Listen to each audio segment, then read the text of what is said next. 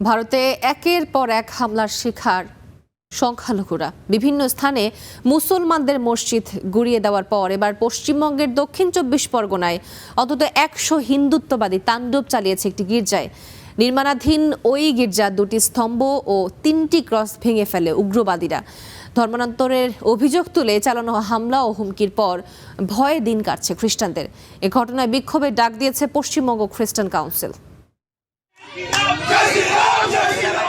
গির্জার চূড়ায় থাকা ক্রস ভেঙে উল্লাস করছে। এই তাণ্ডবে অংশ নেয় অন্তত ১০০ হিন্দুত্ববাদী।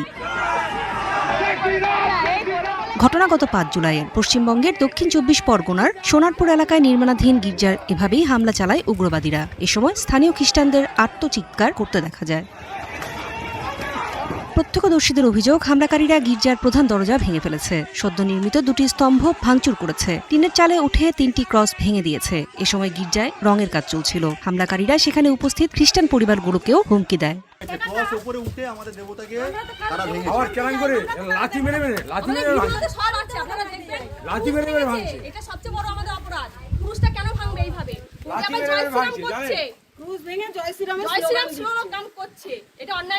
স্থানীয় খ্রিস্টানদের দাবি, হামলাকারীদের একটি অংশ নিজেদের হিন্দু জাগরণ মঞ্চের সদস্য বলে পরিচয় দিয়েছে। তারা এলাকায় ধর্মান্তরের অভিযোগ তোলে। ধর্মান্তরের অভিযোগও তারা অস্বীকার করেছেন।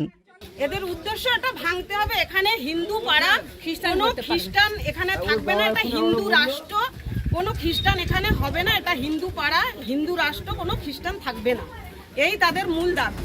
গির্জাটি প্রেসবিটারিয়ান চার্চ অফ ইন্ডিয়ার অধীনে নির্মাণ করা হচ্ছিল। প্রায় ৫০টি খ্রিস্টান পরিবারের ১১৬ সদস্যের উপাসনার জন্য চলতি বছরের মার্চে নিজস্ব জমিতে নির্মাণ কাজ শুরু হয়। এর আগে তারা একটি ভাড়া করা বাড়িতে প্রার্থনা করতেন। এই তাণ্ডবের পর অভিযোগ দায়ের করে খ্রিস্টান সম্প্রদায়। প্রায় ১০০ উগ্রবাদী এই তাণ্ডব চালালেও মাত্র ৩ জনকে আটকের খবর পাওয়া যাচ্ছে।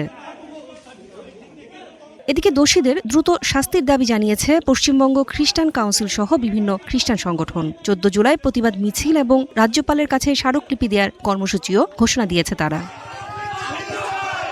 অন্যদিকে হিন্দু জাগরণ মঞ্চ দাবি করেছে, স্থানীয় হিন্দুদের অভিযোগের ভিত্তিতেই তারা সেখানে গিয়েছিল এবং ধর্মান্তরের বিষয়ে জানতে চেয়েছিল। এ নিয়ে রাজনৈতিক প্রতিক্রিয়াও শুরু হয়েছে। গির্জায় হামলাকে সাম্প্রদায়িক বিদ্বেষ বলছে বাম দল সিপিআই।